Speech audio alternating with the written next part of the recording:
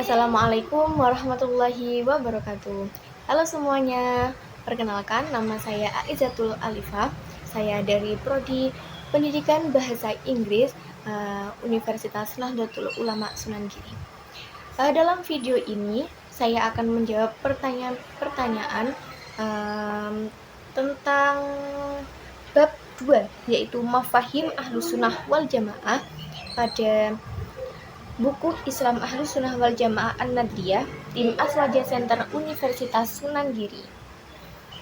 Dalam buku Aswaja ini pada bab 2 ya, ada 4 pertanyaan yang perlu kita bahas untuk video kali ini. Oke, pada soal yang pertama yaitu jelaskan perbedaan sifat salbiyah dan ma'ani.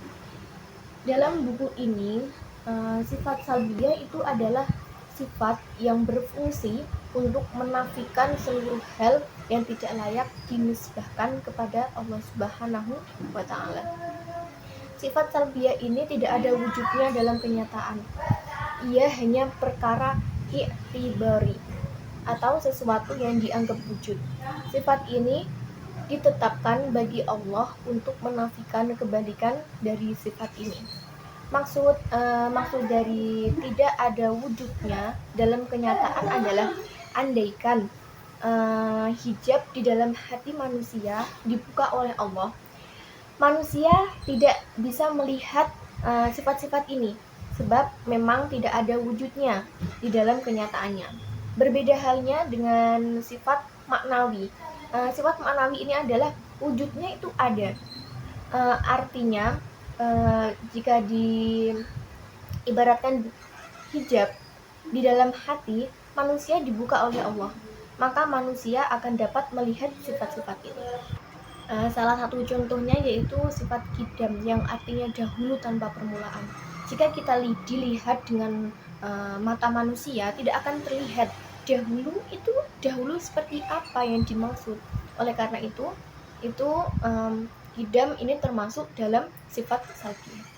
Selanjutnya yaitu adalah sifat ma'ani. Sifat ma'ani di sini artinya sifat yang ada pada kenyataan. Artinya, apabila hijab hati manusia dibuka oleh Allah, maka manusia akan dapat melihat sifat-sifat ini. Sebenarnya sifat ini dapat secara otomatis dipahami dengan adanya sifat maknawiyah. Namun para ulama tetap menetapkan sifat ini secara terperinci, setidaknya karena ada 2 alasan. Yang pertama yaitu karena tidak semua orang itu dapat memahami apabila satu sifat ditetapkan, maka secara otomatis sifat lain itu ikut ditetapkan juga. Sedangkan ketidaktahuan dalam urusan akidah sangat bahaya dampaknya bagi manusia. Untuk menghindari resiko ini, maka para ulama menjelaskan secara terperinci keduanya, seperti itu.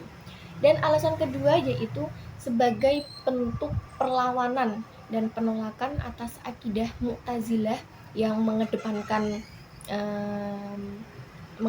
akal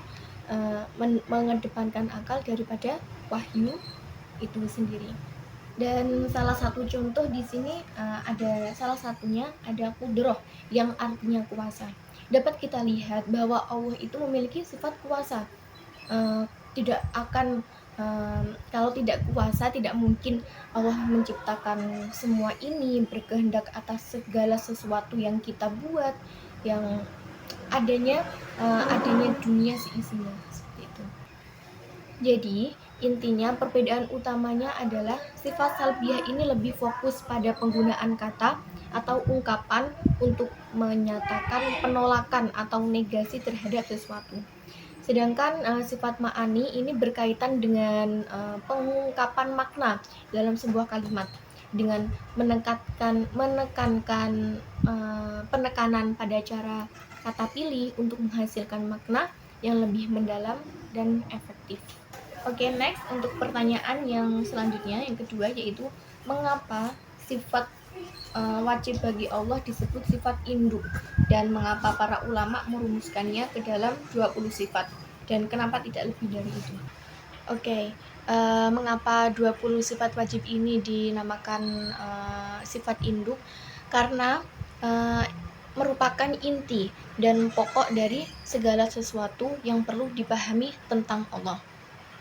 20 sifat wajib bagi Allah adalah sifat-sifat yang mencangkup segala aspek penting dari zat Allah yang digunakan sebagai dasar untuk memahami ketentuan ketuhanan dalam Islam.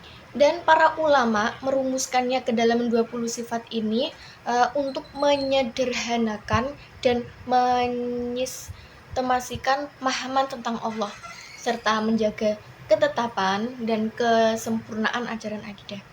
Penyusunan sifat-sifat ini tidak lebih dari 20 itu karena sifat-sifat tersebut sudah cukup dan sudah lengkap untuk menggambarkan Allah, siapa Allah itu dalam bentuk sifat-sifat 20 itu, dan tidak memerlukan penambahan lebih lanjut. Dan ada alasan dari beberapa ulama juga, itu karena kurangnya pengetahuan manusia sehingga sudah dirangkum dalam 20 sifat itu, sudah disederhanakan dalam 20 sifat wajib tersebut. Oke, next, pertanyaan yang ketiga yaitu jelaskan perbedaan sifat ma'ani dan ma'nawiyah dan mengapa keduanya ditetapkan, bukannya salah satunya saja, seperti itu. Oke, sebelum itu kita pahami dulu apa sih sifat ma'ani itu dan apa sifat ma'nawiyah itu. Dalam buku ini, sifat ma'ani adalah sifat yang ada pada kenyataan. Artinya, apabila hijab hati manusia dibuka oleh Allah, maka manusia akan dapat melihat sifat-sifat ini. Dan sebenarnya sifat ini dapat secara otomatis dipahami dengan adanya sifat ma'nawiyah. Namun para ulama Asy'ariyah tetap menetapkan sifat ini. Dan selanjutnya sifat ma'nawiyah. Sifat ma'nawiyah adalah sifat yang secara otomatis ada apabila sifat ma'nawi ini ditetapkan. Jadi sifat ma'nawiyah ini adalah penerang, penjelas dari sifat ma'nawiyah. Jadi mengapa tidak cukup salah satunya? Jika hanya salah satu yang digunakan, kita bisa kehilangan dimensi penting dalam pemahaman teks. Memahami makna sifat ma'ani saja akan membuat kita terjebak pada pemahaman yang sangat linear atau terbatas ini. Sementara pemahaman ma'nawiyah saja tanpa dasar pemahaman ma'ani bisa menyebabkan tafsiran yang terlalu jauh dari konteks aslinya. Oleh karena itu, keduanya ini sangat diperlukan atau sangat berkesinambungan untuk mendapatkan pemahaman yang komprehensif dan seimbang. Oke, selanjutnya untuk pertanyaan terakhir, jelaskan isi 20 sifat wajib bagi Allah beserta dalil akli dan naklinya. Oke, dalam buku Islam Aswaja Ahlussunnah wal Jami'ah An-Nadliyah ini sudah cukup lengkap. Sudah terdapat 20 sifat wajib beserta dalil akli dan naklinya ini sendiri. Oke, 20 sifat wajib bagi Allah ini dibagi menjadi 4, yaitu sifat nafsiyah yang ada wujud, sifat salbiyah ada qidam, baqa, mukhalafatul lil hawaditsi, qiyamuhu binafsihi, dan wahdaniyah. Dan yang ketiga ada sifat ma'ani, yang di sini ada qudrah, iradah, ilmun, hayah, sama, basor, dan kalam. Dan selanjutnya ada sifat yang terakhir, ada sifat ma'nawiyah. Di sini ada kaunuhu qadiron, kaunuhu muridan, kaunuhu aliman, kaunuhu hayyan, kaunuhu sami'an, kaunuhu basyiron, dan kaunuhu mutakalliman. Dalam buku ini sudah cukup lengkap, jadi nanti silahkan cek sendiri dalam buku ini, sudah sangat lengkap sekali. Di sini dari tim Aswaja Center Universitas Nahdlatul Ulama Sunan Giri Bojonegoro. Oke, saya kira cukup dapat menjawab pertanyaan-pertanyaan yang ada pada buku Aswaja ini. Semoga bermanfaat. Akhirul kalam, wallahu muwafiq ila aqwamit thoriq. Assalamualaikum warahmatullahi wabarakatuh. See you next time. Bye bye.